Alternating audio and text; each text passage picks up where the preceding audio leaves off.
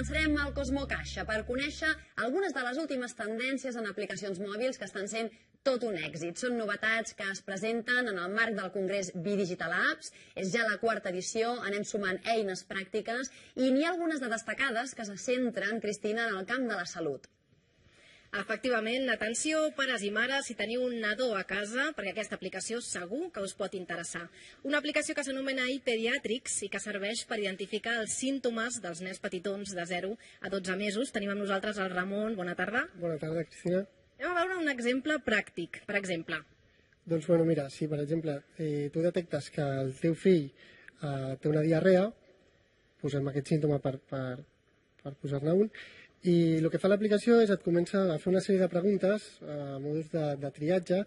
Llavors, per exemple, si li diem que no té febre, el que farà l'aplicació és començar a fer-te una sèrie de preguntes que poden o no estar relacionades amb la diarrea, i si en funció de la resposta que nosaltres li donem, doncs et dirà què és el que has de fer. Per exemple, doncs en aquest cas, nosaltres li hem dit que tenia una diarrea i que hi havia més de 8 diarrees en les 8 últimes hores. Doncs llavors aquests dos símptomes creuats entre ells et diu que és necessari que es faci una valoració mèdica.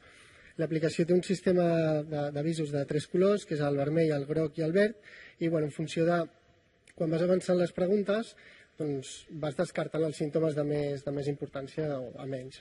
Llavors, si continuéssim la consulta, hauríem arribat a la groga, per exemple, tornem a repetir, si hi ha una diarrea li diem que no té febre, però li diem també que no té cap d'aquests símptomes relacionats, però diu que hi ha una mica de sang a les deposicions, doncs el que farà és dir-te que s'aconsella trucar al pediatre durant les 24 hores següents.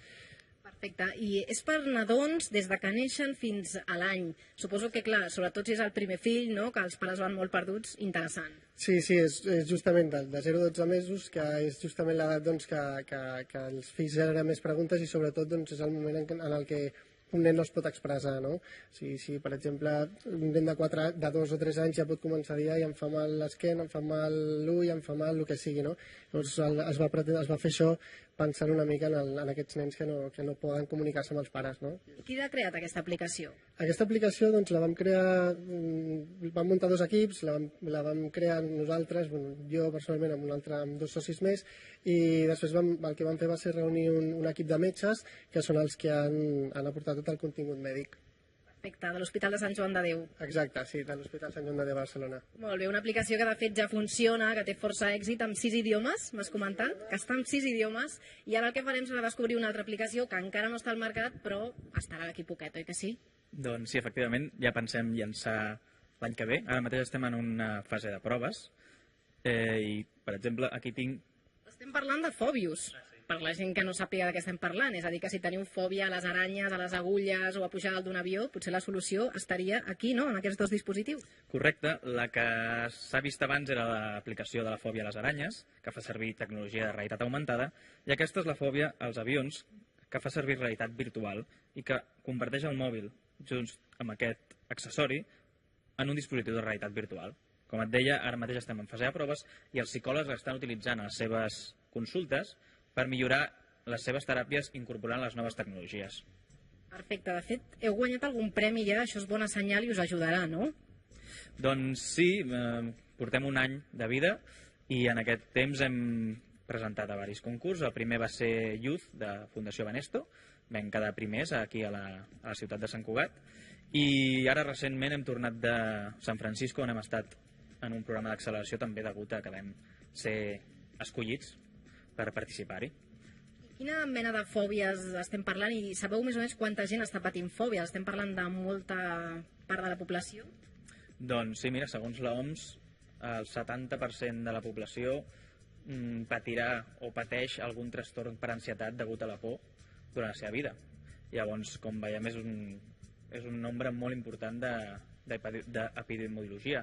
Per exemple, perquè ens fem una idea, 40 milions de persones a Europa tenen por a volar.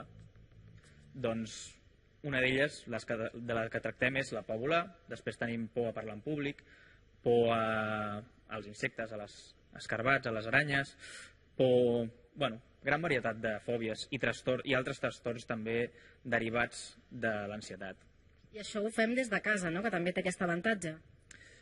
Com et comentava, ara mateix estem en un període en què es ven o el producte s'ofereix per a usar en consulta, però el nostre objectiu és anar cap a un autotractament a través del mòbil, perquè la gent es tracti a casa, en l'intimitat de casa, sí, efectivament. Molt bé, doncs molta sort amb aquesta aplicació Fobius.